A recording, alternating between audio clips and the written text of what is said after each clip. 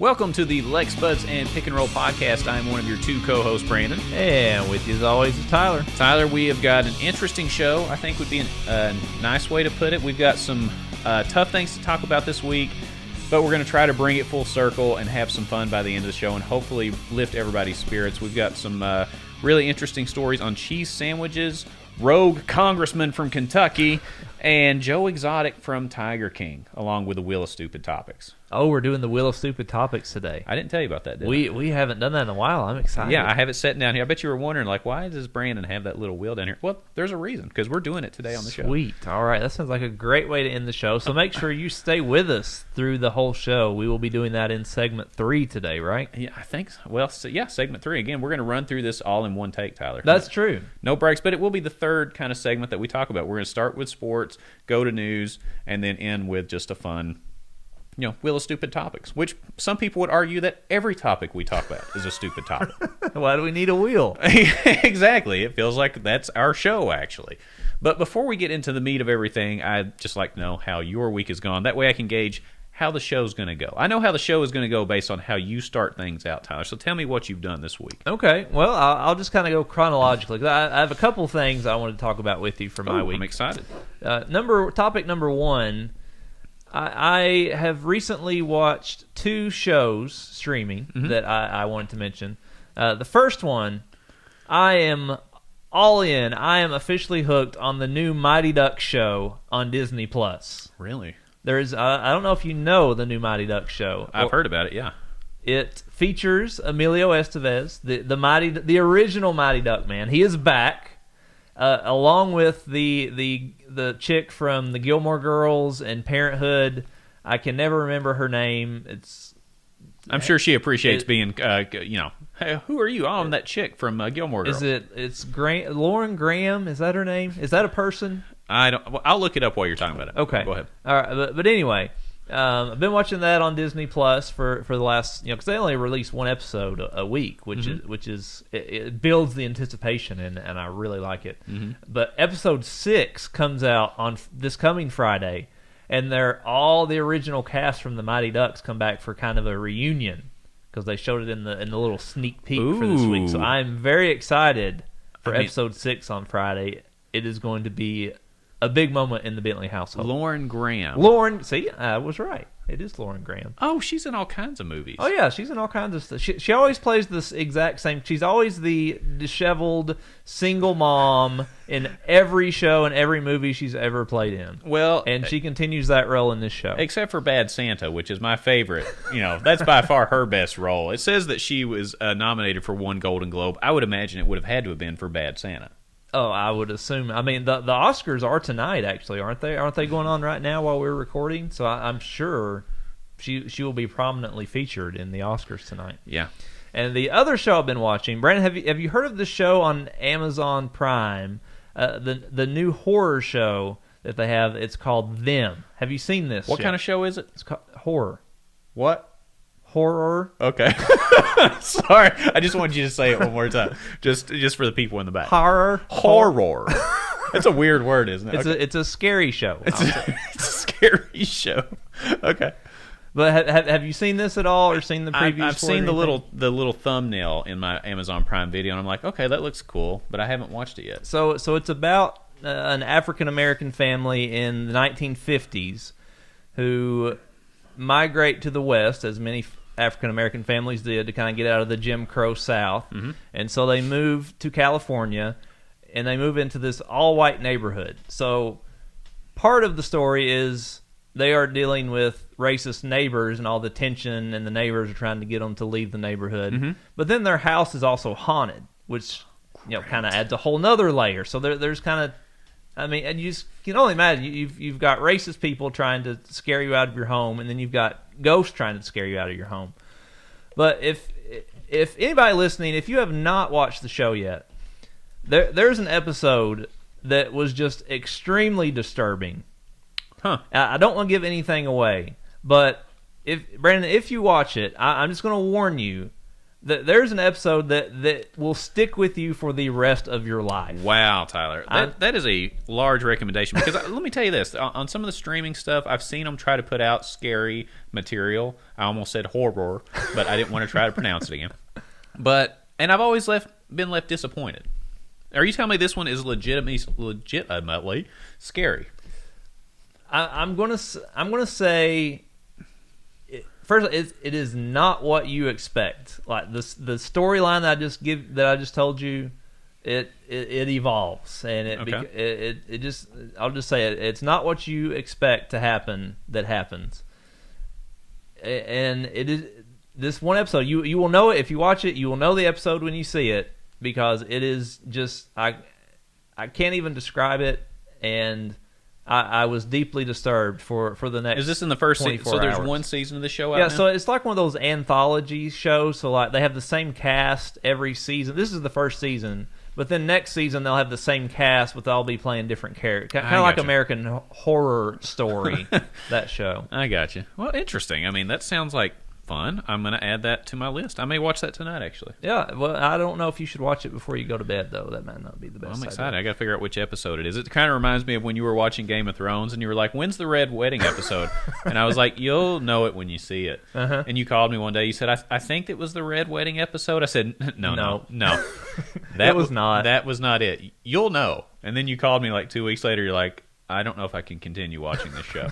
Am I going to have the same experience with this? Yeah, that's not a bad comparison. Yeah, it's one of those where you're just like, oh my god, I can't believe that I'm watching this right now. Okay. So, well, I'm excited to see how that goes. Yeah, just prepare to be emotionally scarred for at least the rest of the week, maybe the rest of your life. No, that's great. Well, that is way more exciting than what I did on my week, Tyler. I don't know how I can compete with that. We were talking before the show. We were kind of joking. I did some blood work. My annual blood work, my lab. When you get close to 40 years old, that's what you talk about on a Saturday night. My wife and I were sitting around. We actually had the kids over at the grandparents', and we had a free night. And the next thing we know, we're comparing blood work. That's how you chose to celebrate your free night. And we looked around at each other like it's a Saturday night, and we're talking about our lipid panel. That's great. It was great. Do you have like the little online portal where you can pull up and you can just pull it up and read it to each other? It's like a roulette wheel when you get those results and you're like, oh man, I hope there's nothing bad in here. I hope I don't have to go on a diet. You get really paranoid. I've got to get in a little better shape, but overall I'm still alive, which is good. That's good. It is a good thing. Yeah, you're not dead yet. No, not yet, as far as I can tell. But I can tell you what, I may be scared to death by this Them show. I'm really nervous about it. Well, you should be. You've scared me. I'm actually worried to watch this now, Tyler. Yeah, the first episode is pretty intense too. They kind of slam the brakes a little bit after episode 1, but I mean just be ready because it hits you right away in the first episode if you decide to watch it. Well, I'm nervous about it, Tyler. And then last thing I do want to mention, shout out to my 5-year-old who just scored her first soccer goal ever. We signed up for soccer this spring. It was a third game, and she got her first goal. And I think I've mentioned on this show how much I hate soccer. I don't get it. I don't understand it. But now I'm like, football is life. Let's go. Viva soccer. Football, yes. That's exciting. I mean, first goal. Yeah, it was a big moment. Our team is definitely the bad news bears of the. We lost like 12-1. They don't officially keep score in these leagues, right. But we just get destroyed. Everybody every wins, game. Tyler. You know that. Yeah, everybody wins except our team. Except your team. And shout out to Reese Cups for winning our Sweet 16 candy bracket last week. They're one of another title contender we're going to talk about here later, but they won the championship last week. That was pretty exciting. We got some good feedback on that. People, again, very passionate about the Reese Cup. Still blows my mind. I think they're terrible. I'll never eat one. I have nothing to say to that. Yeah, nothing.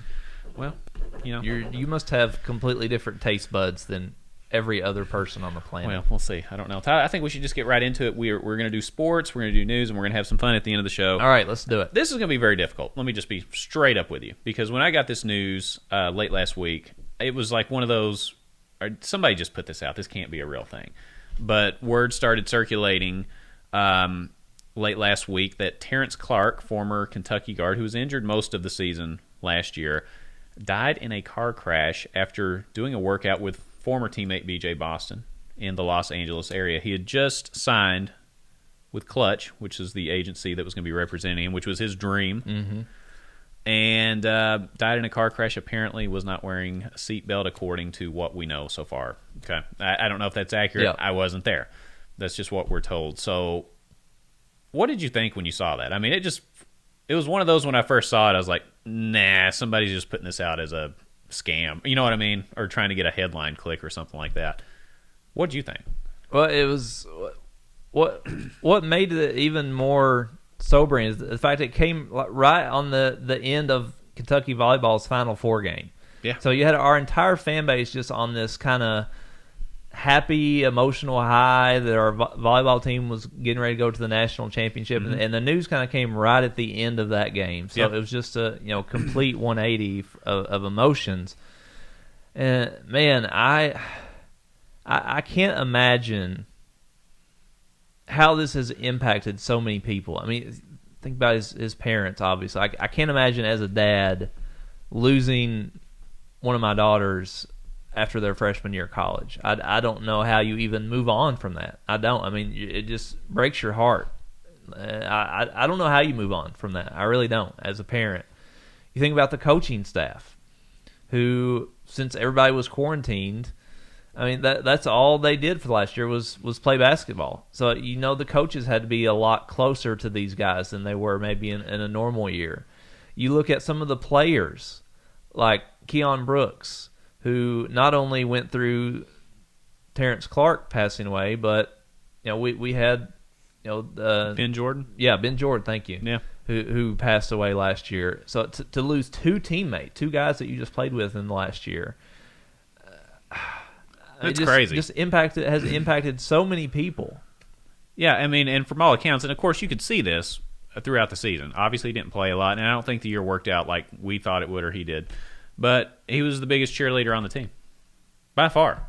Yep. Even we call it the Dante Allen game, right? The Mississippi State game when Dante Allen went off, taking his minutes, he was cheering so loud. He was flipping out. You know what I mean? Mm-hmm. And I think that says a lot about his character. That even though somebody may be taking minutes, possibly in the future, he was injured at that Right.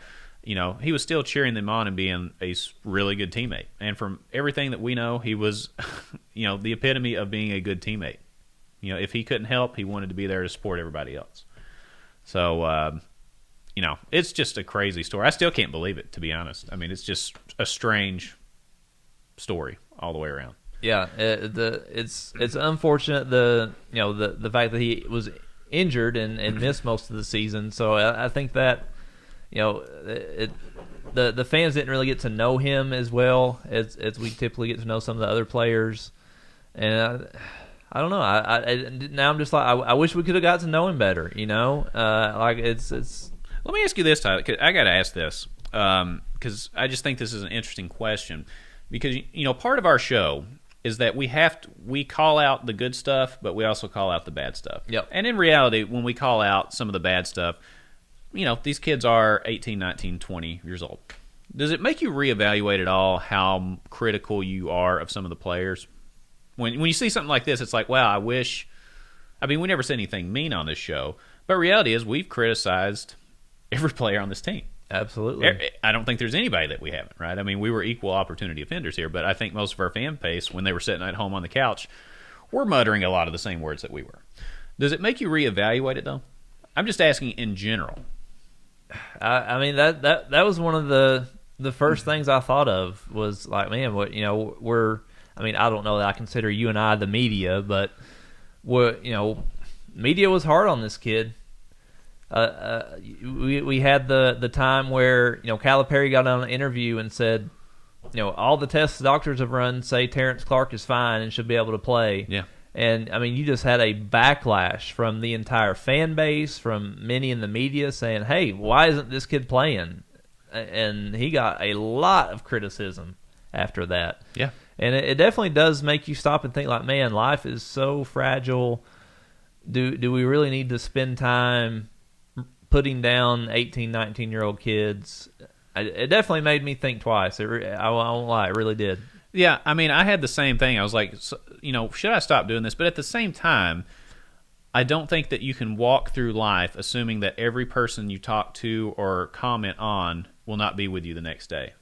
Otherwise, we're all just going to be giving each other hugs all the time, right? I mean, I think maybe we should. Maybe we should just be nice to each other. Maybe we should just hug each other all the time. Well, we're not allowed to do that, by the way. I don't think. That's not distancing properly. True. But you know what I mean? I think you can't live that way long term. I mean, in the short term, it's easy to say, well, I wish we would have been easier on XYZ player, regardless of who the player is. Yeah. But I think at some point, if you're looking at this long term, you have to move. You have to keep doing things. I would expect people to be critical of me. If something happened to me tomorrow and somebody was critical of me, I would hope they wouldn't feel bad. That's just part of life. Right. But I did think about it. I was curious if you had those same thoughts. I too. did. That was one of my first thoughts, unfortunately. Yeah. But crazy. We're going to uncomfortable topic to begin the show, but we needed to talk about it. Yep. And trust me, we're going to swing the exact opposite direction by the end of the show. I think would be a safe thing to say. Yes, we will. But definitely prayers to Terrance Clarke, to his family, to BJ Boston, who had to witness that wreck firsthand. I mean, his best friend. It makes you sick. I mean, I can't imagine what that kid's going through too. So yeah. Prayers to everybody. But support BJ Boston big time. If you weren't before, jump on board. He needs it. Absolutely. All right, Brandon, we'll talk about basketball. We've got some bigger UK sports news coming up that we're going to save for the end. But did want to talk about, this was supposed to be a big week. A lot of people in the media saying this is going to be a big week for Kentucky basketball. Mm-hmm.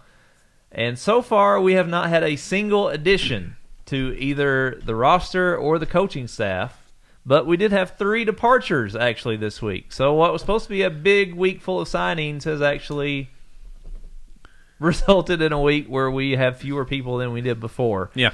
So, Brandon, here are the 3 people who have departed UK basketball this week. Now, I want you to tell me which one is the biggest loss, which one was going to hurt UK basketball the most, okay? Okay.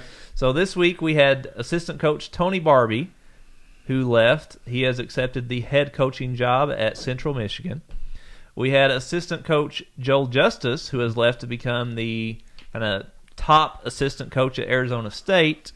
And we had our starting forward, Olivier Sarr, declare for the NBA draft. Don't think that was a surprise to much of anyone. But, Brandon, which one of those do you think hurts UK the most? If you're kind of ranking them 1, 2, 3, which one are you putting as the biggest loss to the least loss? Here's what I'm going to say. All 3 of these are the same. There's a great line in The Office when Andy Bernard is bragging about Dwight Schrute being fired. He said, addition by subtraction. And Michael Scott says, what does that even mean? Okay, so I think that actually we have added to the program by having all 3 of these not there. Oh, wow. So I'm changing it up a little. I'm making my own rules here. I think Tony Barbie was a friend choice that Calipari was trying to help for a year while he tried to find a head coaching job, okay, at the expense of the program. And we saw what happens when you try to do favors for your friends. When you hire your buddies. How about hiring the best people for the job? And so that's number 1. Joel Justice, fine fellow, I'm sure a very nice guy, but he was unqualified when he got here, and he did an okay job. And he was always second or third on recruits list when we missed out on high-profile recruits. So if you don't get number 1, then number 2 or number 3 doesn't matter. So I'm going to say that one doesn't matter. And Olivier Sarr, not what we expected when he came in. I was very underwhelmed. You know what I mean? I think we all were. Yeah, a little. That's so, fair. I mean, to me, this is addition by subtraction. I think all 3 of these leaving. I wish Olivier Sarr the best. I'm sure he's going to do something. He'll play overseas or do something. But we needed an upgrade in all 3 of these areas. So I feel like this was a big week for UK basketball. An interesting take there. I like the addition by subtraction. I'm going to say the loss that hurts the most, I think, was Sarr. I mean, Joel Justice is not winning you any games. Tony Barbie's not winning you any games. I think Olivier Sarr, on a different UK roster, could have been pretty good. I kind of compare him to Scal in that those guys were just not meant to be a starting center for a John Calipari team. Now, if we had a big, bulky center like Dakari Johnson or DeMarcus Cousins or somebody that where Olivier Sarr could have just played on the perimeter where he's more comfortable and didn't have to be down in the low post and expect to get a lot of rebounds, I think we could have seen Olivier do a lot better. It's just we didn't have that big guy this year. I mean, all our guys were scrawny. We didn't have a guy who could just come in and free up space for people. So I'm going to say Olivier hurts the most. I'll say Joel Justice second and Tony Barbie third. I honestly don't think Tony Barbie does anything. A lot of people are saying he was the best X and O guys on the roster or on the coaching staff. But, I mean, what has Tony Barbie ever done as a head coach? When he was coaching at Auburn, were you like, oh, boy, that Tony Barbie, man, he really draws up some great plays. Yeah, I don't get the Tony Barbie thing. I must be missing the boat on something. I mean, it's kind of one of those classic failing up kind of things. It's like you keep losing and you keep getting promoted to a new job. It's like, how does that happen? Yeah, I'm going to say if Tony Barbie is the best X and O coach on the coaching staff, then I think we need to drastically improve our coaching staff. Yeah, no offense to Tony Barbie. What does that say about the other guys? Right? Exactly. That's kind of scary. But interesting. Another interesting piece of basketball news, Tyler, is there are no Kentucky players listed in the NBA mock draft last year. Or next year, I should say. For 2022, For right? 2022. Okay. So part of that could be because we don't even have a full roster yet. But just the fact that not too long ago, we were used to seeing 2 or 3 players a year as first-round picks, let alone just being picks in general. Do you think this is a sign of a shifting strategy with Calipari using the transfer portal, or do you see it as a longer-term symptom of issues within the program? I see it as this is a crappy mock draft is what I think it is. So you're telling me that out of 60 picks in 2022, there's not going to be a single Kentucky player? Well, who would get picked? If you're going to say that, then who is going to be in it? You tell me. All right, well, let's just look at we just had the worst season in the history of Kentucky basketball, right? Yeah. We might have 2 first-round picks. Isaiah Jackson is going to be a lottery pick. B.J. Boston, people are still saying, could be a first-rounder. So you're telling me we're going to have the worst team in the history of the program and still have 2 first-round picks, but we're not going to have any the next year? Does that make you nervous for next year? It's like, oh, jeez. I mean, the other side of the coin is, wow, this next year could be even worse. We don't even have a full roster. That's true. We're lacking a lot of spots here. And, look, we've had people contact us asking about different transfers hitting the portal and what we think will happen. Let me tell you something about this transfer portal. It really screws up predictions because you'll get somebody hitting the transfer portal. They'll get hot and heavy on a team, but before you know it, there's going to be about 20 other schools on them too. So even though you may go all in, hot and heavy, just like we talked about a few minutes ago with this supposedly being a big week at UK, this transfer portal should have taught us that that's a load of baloney, and you're just going to have to wait your turn and find out because we don't know what's going to happen. You know? Yeah, but I think somebody will emerge between now and 2022. I mean, we do have Damian Collins, who's, the number 11 recruit coming in for next season. I mean, so you're telling me a guy who's almost a top 10 recruit wouldn't get picked at all if he came? I don't buy it. I think that's just whoever made that mock draft should be fired. Okay, well, maybe we should do our own mock draft, Tyler. That's true. We should. We're just as qualified as anybody else. Apparently, according to you. But anyway, what we got next? All right, Brandon, I am very excited to introduce this topic because last night was one of the most joyous moments I have experienced as a member of Big Blue Nation in quite a long time. I'm, of course, talking about the UK volleyball team winning the national championship. Awesome. Beating the Texas Longhorns 3-1. Brandon, I don't know that I've ever been more into a UK sporting event that was not basketball or football than this one. And I think I was maybe even more into this one than a lot of UK basketball and football games, to be honest. What did you think? Did you get to watch it? What is your take Tyler, on volleyball? Is an intense sport. I mean, it is so pressure-packed. You know what I mean? First of all, if you serve, I feel like you never win the point. Yes. If you serve, you're going to get it spiked back down in your face. So there's a lot of pressure on the other team every time because you're expected to do that. And the games are always so close. I mean, rarely are you going to see blowouts like you would in football or basketball. It seems like everything comes down to 1 or 2 points. Yep. And it's like that critical stop or that critical block. And it's just so intense. I watched the last 2 sets of the national championship game. I was with my kids for the first 2, so I couldn't. But the last 2 were unbelievable. That was great. It was so pressure-packed, so fun, and to win it on that last spike was just a thing of beauty. I absolutely loved it. I'll say, here's what I like about volleyball. just as far as just how the scoring goes, you can completely dominate someone for the whole first set. Mm-hmm. But then you start that second set at 0-0. Yep. And if you lose that doesn't matter how good you did, you lose that next set, it's tied. It's 1-1. I mean, it's kind of like if every 10 minutes in college basketball, like if you reset the score and just did, all right, whoever wins each 10-minute segment. Like, it just is so intense. And that sounds like fun, Tyler. Why don't we do that? I would kind of like sounds to see better. That. But, yeah, like I said, every point is just so intense. And, like, oh, yeah, it's I mean, when they go up and they get the blocks, when those girls from Texas were massive. Oh yeah, there's no doubt. I mean, they had Jermaine O'Neal's daughter. Did you see that? It felt like it was Jermaine O'Neal. She did. She looked just like it. She really did. It's kind of scary.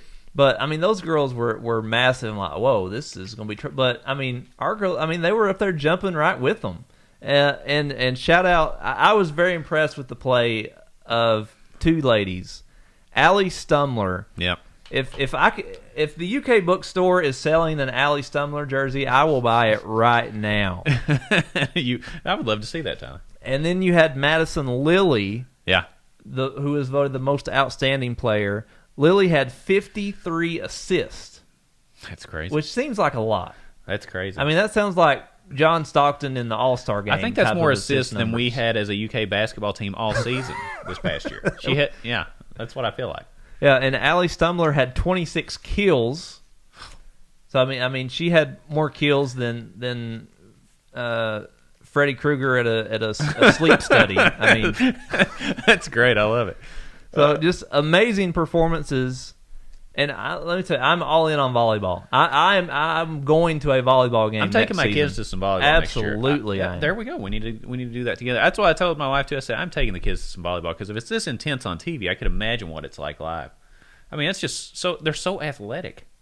You know, I mean, it's ridiculous. I would be petrified if one of those ladies jumped up and tried to spike because there's some velocity on those volleyballs that scare the heck out of me. It is. I would like to know how. I'd like to have a radar gun and see how fast those balls are coming. And then they dig them right like that would hurt. I just look at that like, God, my arms would be so. How bruised. do they do? Like, it's just incredible athletes, and so huge kudos to these ladies. I think this was something the Big Blue Nation just desperately needed, especially after the news of Terrance Clarke. We needed something to just make us feel good as a fan base. We haven't had something like that in a long time.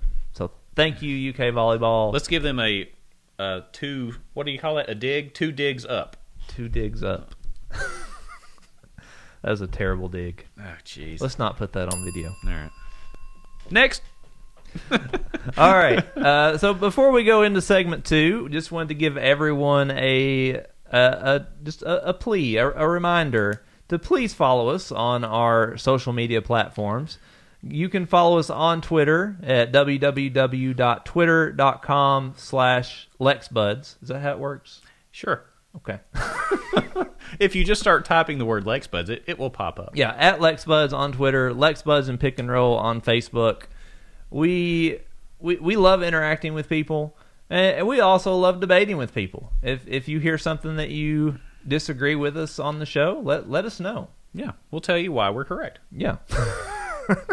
So if you'd like to be told why you're wrong, reach out to. No, we have had people reach out to us before with saying, "Hey, I disagree with you on this," and we actually appreciate that. We like the commentary, and we like hearing different opinions. That's why we do the show, Ty, because you and I disagree a lot of times too. We do, but you know what? Who cares? That's okay. The whole point. If you have like you said, a conflicting opinion, you think we're idiots, just let us know. We don't care. We won't. What do we got to lose, right?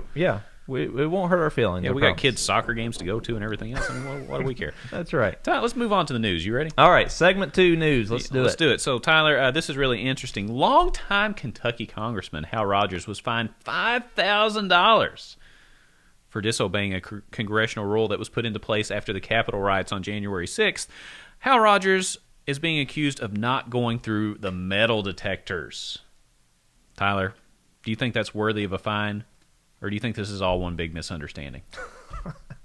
I'm sure Hal Rogers thinks it's a misunderstanding. But I think this is just another example of politicians who think the rules don't apply to them. And I'm sick of it. Oh, go on, Ty. I can't wait to hear this. You're sick of it. I mean, it's like they think they're above the law, and they think they're above the rules. Like, we literally, just a few months ago, had an attack on the Capitol building that people were basically trying to overthrow the Capitol building. And yet, Hal Rogers can't even be bothered to go through a metal detector. Now, am I concerned that Hal Rogers might be bringing a gun in to shoot up the Capitol? No. I mean, he's like 100 years old. Yeah. I mean, I don't care. But it's just the fact that he thinks, and a lot of politicians in Washington think that the rules don't apply to them. And I feel like he even just kind of blew it off. He told the people at the security scan, like, I got to go vote on bills. I don't have time for this. Like, I mean, just the arrogance, honestly. Like, I'm tired of it. Tired of this attitude from our people who are supposed to be representing us. Okay. What do you think about the metal detectors, though, as a whole, going in for Congress people? I'm just asking. Do you think it's worth doing? I'm just curious, your opinion on that. Obviously, this is a rule, and I agree with you in this particular case that, if it's a rule, you got to follow it. Yeah. I mean, even if you disagree with it. Yes. If you don't like it, try to rewrite the rules.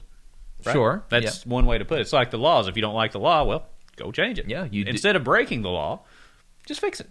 Mm-hmm. What do you think about this actual law, though? Or not law, but rule about going through the metal detectors in Congress?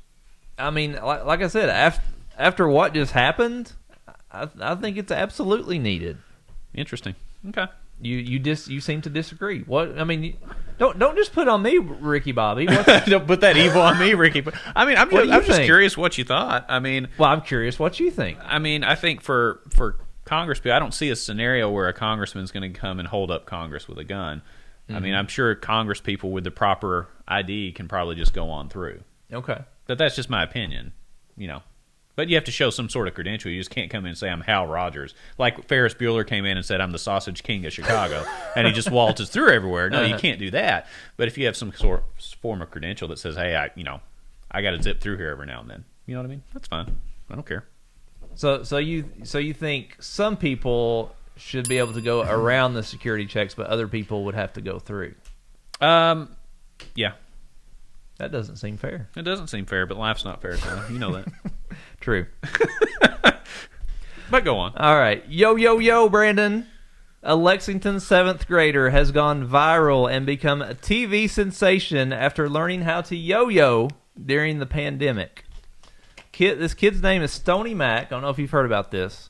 He is a 13-year-old at E.J. Hayes Middle School here in Lexington, right in your neighborhood, actually. Yeah. Recently appeared on the new Fox TV show Game of Talents after his yo-yo videos reached millions of views. But here's the amazing part of the story for me here, Brandon. Okay. The kid had never even had a yo-yo before, and his dad bought him one last February, right before everything hit. So the kid had no school, no sports, nothing to do, so he just sits around and practices his yo-yo. And in less than a year, he is famous. That's crazy. Less than a year. So how incredible is this? And if you had a year of nothing to do, what skill do you think you could learn that would make you famous? Oh, my goodness, Ty, that's a lot of pressure. First of all, I think it's really cool. It just goes to show that you can do things if you actually utilize your time wisely. Are you going to utilize your time sitting at home binge watching every Netflix show, watching Tiger King like I did? Or, are you going to actually put your time to use and do something productive? So hold on. Let me interrupt you real quick. Yep.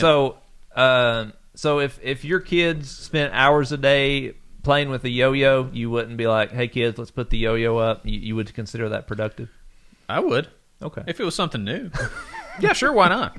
It's like if they took up drawing and they had a sketch pad and they were drawing all the time. Okay. I'd be like, okay, go ahead.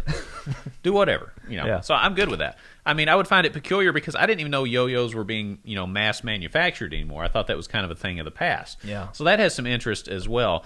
The most interesting part to me is the kid's name, Stony Mac. I mean, I would have given anything if I had grown up with a name like Stony Mac. It's a great name. Stony Mac. I'm back. There's a lot of cool things with that. So I like the name. So he's got that going for him. If I could think of one skill that I could have, it would probably be getting in and out of my chair without grunting. I think I could work on that for a year and not, because I'm at the 40-year-old man stage where it's, ugh. Yeah. Ugh. So if I could get through with that, I may work on that for next year. We'll see. Yeah, maybe if you didn't have anything to do for a year. I don't know if that would make me famous, but it would make me happy. Yeah. What if you could just be like in the Matrix, where they just upload the ability for you to learn to do something? What would be a skill that you would like to be able to do? Oh, man, I've always wanted to. I'm a guitar player, but I would like to work on my guitar playing skills. Like, be able to just play a whole song. I've seen guys, like, when you go out to a bar, they can play, like, the bass line, the vocal line, and the guitar parts all at once. Mm-hmm. That would be a skill that I would like to have. I think that's cool. Yeah, and you'd probably be famous if I did it every day for 8 hours. Probably I could probably get there. Yep. Yeah. So again, lesson is if you have nothing to do, it must be nice. I know, that's why. Yeah, this must be great. Like, I mean, the people living through the pandemic without kids versus people with kids, it was a completely different pandemic. Yeah, people wonder why you're so edgy all the time. God, Brandon's so uptight all the time. Why is he so uptight? Oh, I don't know. It's maybe because I've been staring at my kids for an entire year, and they're just staring at me in the house constantly. Can't get them out of the house. Yeah. So kudos to this dad for coming up with the idea to get his kid a yo-yo. Yeah, so, what would your skill be, Tyler? You didn't tell us. You can't just leave us hanging like that. What's your skill? I think I could become a pretty strong cornhole player. I've got a cornhole board in my basement that I think I've maybe played on twice because, I mean, like I said, we have kids. When are we going to have time to just sit around and play cornhole? Yeah, you remember those days when you could do that? Never. I mean, because you try to do it now, the kids are just running and grabbing the bags out of it. So it's like, they throw them at each other. Yeah, it's not even worth it they chew on them to get them out. But I think a year, nothing to do, I think I could be a sick cornhole player. That's awesome. And you could be famous for that because they were showing that this year on TV when all the other sports were canceled. Oh, yeah, I watched a lot of it. The National Cornhole Association. Those people are insane. I mean, they throw in the hole every single time. Yeah. It's like ridiculous. Bowling. If you don't get a strike, it's like you something Yeah, wrong. You might as well just quit the rest of the game if you get one throw. Yeah, it's crazy. So this is an interesting practice. I want to ask you about this because you have experience in Fayette County schools. Yes. There has been a policy in Fayette County basically stating that if your child is over $10 past due on their lunch, that they will not receive their lunch in the line. They will instead receive a cheese sandwich and milk. Unless they're allergic to those products, then they'll receive a different kind of sandwich. Mm-hmm. This is meant to show a punishment. I don't know if it's meant to embarrass the kids, but that is what they're served until their payment is made up. And this past year, because of COVID, all kids got free lunches. Yep. And President Biden just announced that is going to be a national policy. And Fayette County just announced that this upcoming year that will be, update, that will be changed, and all kids will get free lunch for next year. Yes. However, the policy, once that's up, is still in place of receiving the cheese sandwich. Tyler, what are your thoughts on the cheese sandwich penalty, and do you think it's a just policy? This is really hard. I think the obvious answer is to say, and probably the right answer is to say, well, you don't punish the kid. You don't embarrass the kid giving them a cheese sandwich. Mm-hmm. But, at some what do you do? Okay, because this is only for, this is only for parents and families who can afford to pay for their kids' lunch. Correct. There's a lot of kids that get free lunch. A lot of kids get free lunch. A lot of kids get reduced lunch. This is only for families who don't qualify for those. So they have the income to be able to pay for their kids' lunch, but for whatever reason they forgot, or they're just trying to game the system and just like, we're not going to pay for it. What are you going to do about it? So it's like, what do you do? I mean, at some point the schools can't afford to, just keep giving away free lunches without any money coming in. But I don't think the answer is embarrassing a kid. I mean, middle school's hard enough. High school's hard enough. Yeah. Without being the one kid sitting there with your 2 pieces of bread and a slice of cheese while everybody else has a nice hot lunch to eat. Yeah. But I don't know. I don't know what you do. I don't know what the answer is. I mean, you can't just demand the parents pay. There's nothing you can do about it. I don't know what you do. There's a couple things. First of all, I would rather have the cheese sandwich than some of the other stuff that I've seen served in the lunch line. So if I had gotten the cheese sandwich, I would actually be thrilled. I would actually prefer that. Fair. Second thing is, something you could do if you don't want to embarrass the parents, go ahead and feed the kids a lunch. You know how sometimes if people don't pay their property taxes, they post your name in the newspaper? Post the parent or legal guardian's name in the newspaper on a page that talks about kids past due lunches. And don't put the kid's name in there. Uh-huh. Don't put that evil on them. Put the parent's name in right under the list of people that haven't paid their property taxes and they're delinquent, and just keep running that. That's not bad. That's not bad. So you would shame them into paying for their kids' Basically, lunch. I mean, that's what the delinquent tax thing is, and you can put it under there. I mean, would you want to be on the list of parents not wanting to pay for their kids to have lunch? No. Yeah, would you want it? That's even worse than the delinquent tax thing. I say put the parent or legal guardian's name up there, and then at the same time, if people know those people, they may be able to offer to help. Find out if there's something wrong. Did somebody lose a job? Is there something that they can help out with? Say, hey, do you want me to catch you up? I saw this, blah, blah, blah. I mean, it's awkward conversation, obviously, but I don't know. Put the parent's name out there. Don't shame the kid. I like it. Maybe make a Facebook page, Fayette Yeah. County Facebook page where you post. Yeah, it's like those magazines of the mug shots.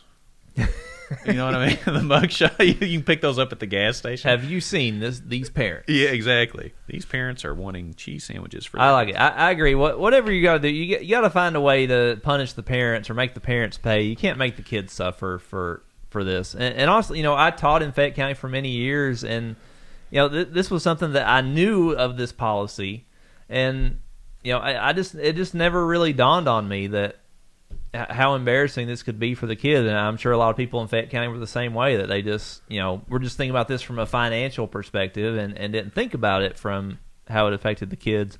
So I hope that if this government policy does end, but kudos to our government for extending this for another year. I hope this should be a universal. I mean, if we can pay for prisoners in jail to have a free meal, to have 3 meals a day, why can't we not pay for the kids in schools to have 2 meals a day? That's a good point. Probably because if you gave all the inmates cheese sandwiches, they would revolt and kill you. So there's probably something to that. But anyway, interesting debate. Yeah. All right. Brandon, the wife and I had a nice little Saturday. Ooh. We went to the Home Depot. Good. We were going to go to Bed Bath & Beyond, but we didn't have enough time. Of course, that happens. But you know who isn't going to the Home Depot? Who? People in Georgia. A coalition of more than 1,000 churches in the Peach State have called for a boycott of Home Depot, arguing that the company failed to live up to its responsibility as good corporate citizens by not pushing back on the state's new voting laws. The boycotts hope to put economic pressure on businesses to be more vocal in opposing Republican efforts to enact new restrictions on voting. Brandon, do you think businesses have an obligation to stand up to these laws? And is a boycott an appropriate response for those that don't? No, I think it's bullying, to be honest with you. I absolutely hate it and think it's one of the dumbest things on the planet. I hate it. I mean, if people are just operating a business. They want to sell a shovel to somebody. They want to sell a lawnmower to someone. They want to sell a set of tools. They don't have to go out and try to save the wells or hug every tree or vote on every bill. They're just trying to make sure they make a profit so they can employ the people at their store who also depend on those jobs, which if you boycott them is going to greatly impact them. Yep. So you're hurting the employees. You're making it not a very friendly place for them to operate a business. So, I mean, if you're a business, are you going to want to go to Georgia where it seems like every place, they're trying to run everybody out of town that isn't jumping on one side of the aisle or the other? Why can't you just not even go in the room where the aisles are, just stay the heck out of it, and sell your shovels and your lawnmowers? Is that reasonable? Yeah, I mean, there's the old famous Michael Jordan quote when he said, "I never get into politics because Republicans buy sneakers too." Yeah. All it does is hurt the employees, like you said, and a boycott only affects people who need those jobs. What I don't get, when I see that a company or corporation comes out and makes some big statement about whatever hot topic issue of the day is, I mean, do you actually believe that these companies have these opinions, or are they just trying to make themselves look better? Tyler, it's virtue signaling. And this isn't just a corporation issue, it's a personal issue that happens a lot on Twitter. People don't really care about these opinions. They're trying to virtue signal and gain points in their system. So they'd be like, oh, Tyler gets plus 1 point because he said this, plus 2 he said that. Oh, I'm going to do this because he said X. It's some kind of weird points-based system based on who is the most virtuous person out there on the planet. But here's what I don't get. Okay, fine, if you want to do about the most virtuous person. Home Depot is not a person. Home Depot is not a living thing. I mean, it is a company. It's a corporation. I mean, you might as well. Okay, what's that tree's opinion on it? At least a tree is a living thing.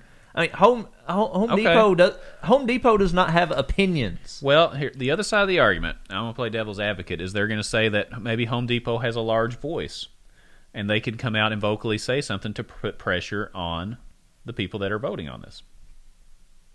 Okay? That's the other side of the story. To me, it's bullying at the highest degree, and I absolutely can't stand it. It's a shakedown. It's basically a threat to say, yeah, you better do what we say, or we're going to screw up your business. That's bullying and threatening to me, and I don't like it at all. Yeah, I mean, I just think it's like, I don't care. Like I said, when these companies come out with these big proclamations and we support this, we're behind this, like it's a company. Yeah. I mean, I don't care. I don't care what Home Depot's stance is on this. I honestly, maybe that's bad of me, and maybe I should, but I don't care.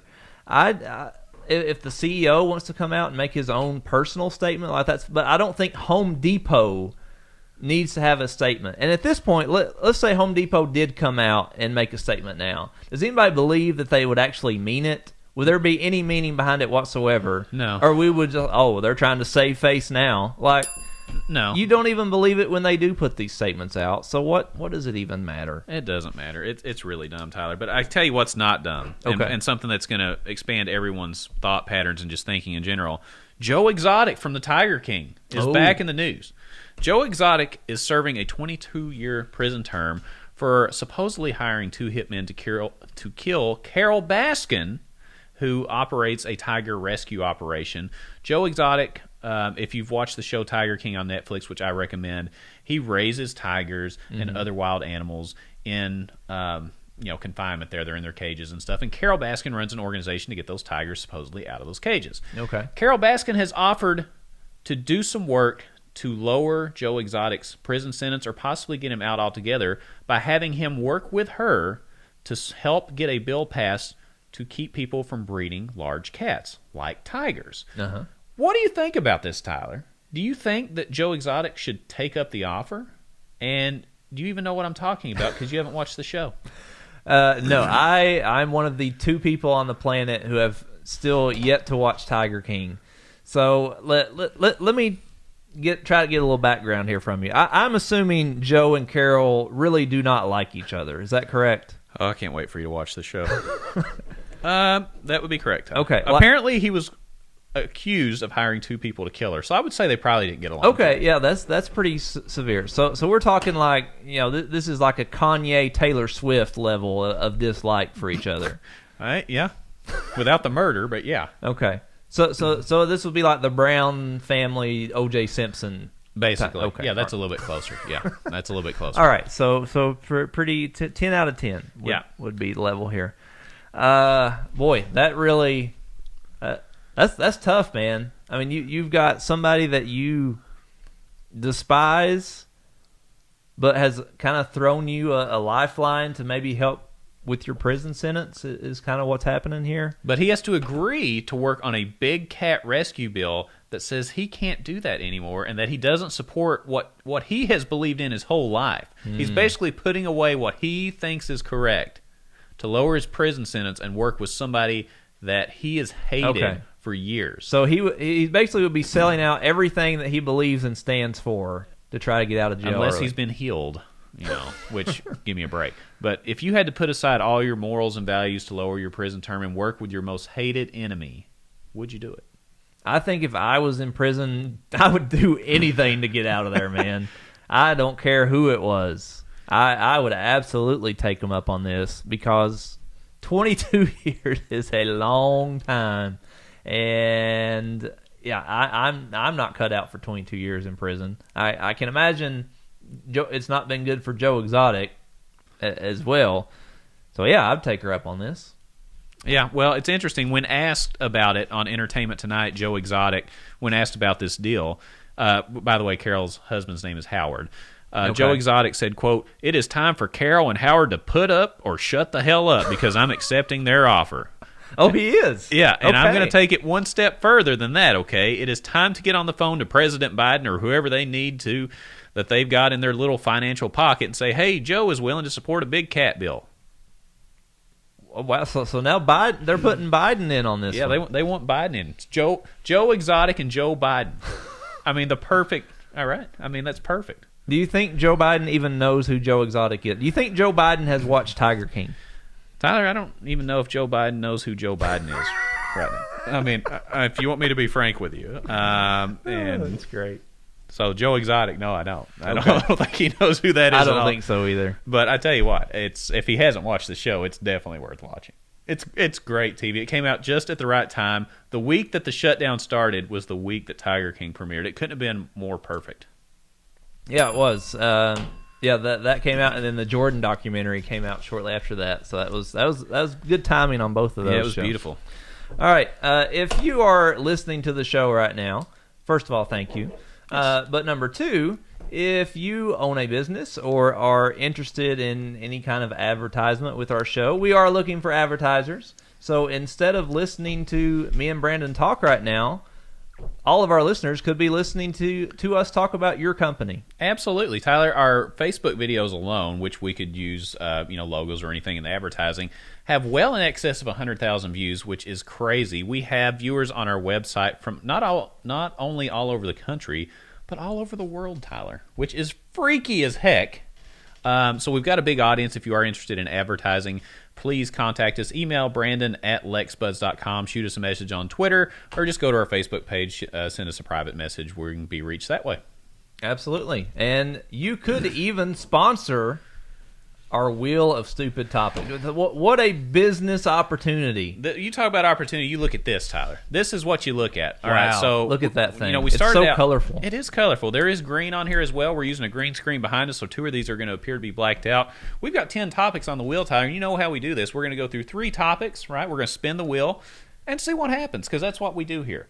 We started out the show on a really tough topic, but we're going to end on a positive note, because we can't end on a down note. We got to bring everybody back up, and that's what this wheel's for. We've got 10 interesting topics, and Tyler, I'll even let you do the first spin. Oh, wow. You are too kind, sir. This spin brought to you by Lex Buds, because we have a sponsor yet. So there you go. What do we got? All right, round and round No she whammies, goes. no whammies. What we got? You're going to have to read that. I don't know. I know. We wrote these like a week ago, and I hope we can Did we still write them figure out what they are. left-handed? Because they look terrible. Okay, Brandon, here's the question. Okay. So kind of a would you rather. Ooh, okay. Would you rather look weak and be strong, or actually be strong but look weak? Ooh. So would you rather look weak but actually be strong, or look strong but actually be I would rather weak? look weak but be strong. I think it just depends on your personality. For me, I really don't care what people think about me, so the fact that I look weak really would hold no bearing to me. I could care less. That doesn't mean anything. But as long as I know that personally I am strong, I'm happy with that. So you don't need anybody else's approval. You just... No, I don't care. Okay. No. I mean, what's it matter? The only thing, it's not like I'm going to go weightlifting or something. You know what I mean? Yeah. It's just not going to happen. I mean, and you could be like, remember that viral video a few weeks ago where that dude just beat up the college football player? Yeah, exactly. When he was really a MMA fighter, but looked like a little chump. Yeah, that's great. I would rather be that could be you. Yeah, that'd be great. I'd look great on a YouTube video. What about you, Tyler? What do you think? I think, as someone who has grown up their entire life with scrawny arms and weighed 160 pounds soaking wet as a senior in high school, I think it would be kind of nice for once in my life to just look intimidating and have the appearance of muscles. Have the appearance of some sort. So you're vain. I mean, you're worried about your looks. No, I'm not. You don't care about what's inside. just- You judge a book by its cover. I'm writing this down. You are putting words into my mouth that is not accurate. I just think it would, just maybe kind of see how. I mean, I know how life has turned out for me looking scrawny. Maybe having that little look of intimidation might get me a little farther. So you want to be all bark but no bite. But see, here's the thing. I would know where the line is, and I would never cross the line to where I actually had to fight someone. I mean, I've never been in a fight. Yeah, so, why would you? I mean, I feel like I would never have to actually need to prove to someone. So I think as long as I look the part, fair enough. Nobody would ever know. Yeah, it's a good point. I like it, Tyler. I like where this one was headed. Okay. Let's spin it again. All right, go for it. 2 totally different answers. See, it didn't even... All right, what's that one say? Okay, another would you rather here. Okay. What do we got? Would you rather, for the rest of your life, for as long as you live, have all green lights at every stoplight? Ooh. Every light you ever come to is green. Never have to sit a red light ever again. Okay. Or would you rather have to never wait in a line again? So both of these get to kind of a core issue of being impatient. So it's kind of which one makes you more frustrated and really test your patience more? Is it the red lights or is it the waiting in line? Tom Petty said the waiting is the hardest part, Tyler. Right? That's true. Wise man. Yeah, he's a very wise man. I'm going to go with the line. Right? I don't really care about traffic because in traffic, I've got my music. I listen to a podcast. I'll listen to Lex Buds. Yeah, of course. But, I mean, I'll listen to something in the car. I'm air-conditioned to my own temperature control, whatever I want. I may have a heated seat, may have a heated steering wheel, and a really comfortable bucket seat of some sort. So I'll take that every day. However, when you go stand in a line at whether it's a theme park, I'm thinking Disney World. Yeah. It would be great to have a fast pass where you just went to the front of the line every time. If you're really hungry and you see, you go into McDonald's and the line's out the door, no, I'm going to go right up to the front and get my McFlurry and get out of here. Yeah, that's true. Because, I mean, if you just, we think of lines being, when you're, just you, but I mean, I would think this would apply to drive-through lines as well, right? You could skip to the front of those too. Oh, yeah, that's absolutely how it would work to me. So I'm taking the lines. What about you? Here's how I'm approaching it, because both really frustrate me. And the Lexington traffic, on Nicholasville Road at rush hour is just a miserable experience. Right. I hate waiting in lines, and now that we have kids, we are experiencing lines more at the theme parks, at Disney and Universal. So either of these would be really nice. But I'm thinking, okay, which one of these do I spend more time in? And I think the answer is I spend more time in traffic, just on a day-to-day basis. Because it's not that often that I'm standing in a long line. I've got 1 week out of the year at Disney. Okay, that 1 week would be great. Mm-hmm. But I think the fact that I can for 52 weeks a year, every single day, this is going to impact. I mean, because we drive every day. Yeah. So the fact that I would never have to wait at a red light again, and that would benefit me every single day, I think over time, throughout the course of a lifetime, is going to save me much more time than the not having to stand in line again. Interesting. Okay. Well, I get both sides of it. See, we have not been on the same page so far. We're 2 for 2, 2 totally opposite opinions. Yeah, that's how we do things. I think I'm 2-0 and you're 0-2. So okay. far. Well, you can stick it. All right. You can spin the last one, Tyler. I mean, this is it. This is 3 is the magic number. That's why we're only doing 3. Yep, it's like a volleyball. First to 3 wins. There you go. I was thinking Schoolhouse Rock, but that's all right. No, 3 is the magic number. Okay, so first of all, let me say this. On the green screen, that's going to appear black, but we can see a green box. What's this one say, Tyler? Okay. And you go first on this one since I went first. All right, I got you. All right, so this question is it okay to beat your kids? Oh, what? I mean, what? I can't wait to hear your side of the debate here. Let me finish. Is it okay to beat your kids, or should you let them win? So we're talking about when you're playing a game. I'm not talking about physically abusing your children. It's like, I hope we're not on opposite ends on this one. That's going to be really weird. Yeah, that might have been the end of Lex Buds. It would be. Child services will be coming to my house. So you're talking about if I'm in the driveway playing with my kids and there's a hoop hanging up, am I going to let them win to make them feel better, or am I actually going to try to win? Yes. So that's essentially what we're talking about. Do you let your kids kind of gain the self-confidence, letting them win, or do you need to, make them work harder, make them realize that they can't just win? All right. So to me, there's no right or wrong answer on this, because I think it depends on their age. First of all, when they're really little, obviously there's no way you're competing with them, right? Right. I mean, that's just silly. You got to build their confidence up. But as you see their skills progress in certain things or certain games, you push back just enough. You may let them win occasionally, but not all the time, and you don't try to demoralize them. Yeah. I think you just go as their skill sets develop, you increase your aggressiveness. Does that make sense? That's fair. So do you currently let your kids win at things? No. Okay, so I was saying it's kind of do as I say, not as I do, right? In a perfect world. Why don't you let your kid, just out of curiosity, why don't you let them win? I'll give you an example. My 10-year-old.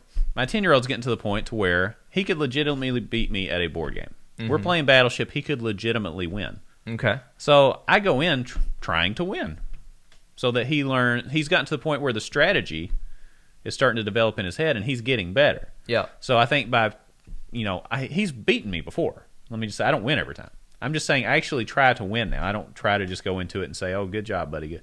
We're legitimately going at it, playing Battleship. But when he was maybe 5 years old, did you just let him win things then? Yeah, I did. Yeah. It just depends. Okay. Let's see, that's exactly what I said. Right? Yeah. Okay. So you did, yeah. All right. But currently, no, I don't. I think this is harder as a dude because we are so competitive as a gender. And I mean, not that women aren't competitive. I mean, you can send your angry emails. Yes, to Tom. I apologize in advance. Lord, I apologize.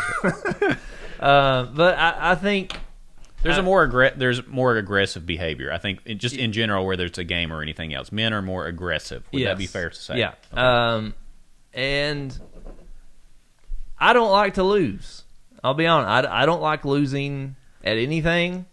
If I'm playing, if we're having board game night, if we're playing basketball, whatever it is, if it's my office bracket pool for the NCAA tournament, I get very upset anytime I don't win. It bothers me. But with your kids, it's so much different because, I mean, you want them to have confidence and build their self-esteem. Mm-hmm. But there's still that part of me that just it's can't give hard it up, can you say? You can't suck do it up. I'm going to actually agree with you on this one, and say that it depends on the age. I think when they're little, if the kid wins a game of Chutes and Ladders, what does it? I mean, is that really going to hurt my self-esteem? It sounds like it would hurt yours, though, Tyler. To be fair, it sounds like you would go to bed and be like, "Good job, honey. God, I can't believe I lost it. What did I do wrong? I got to figure out." I'm up all night researching shoots and strategies. How do I spin the wheel better to get the better thing? Oh, yeah, but I mean, I think there also is a point where you kind of have. Sometimes you have to bring your kids down a notch too. Now, I'm not to that level with my kids, but you may be, and if you're not, when your kids, you got two boys. Yeah. When they're teenagers, they're going to think they're the king of the castle. Right. They're going to think they own they're going to think, oh, Dad's, he could never play basketball. He can't run. He can't do anything. Yeah.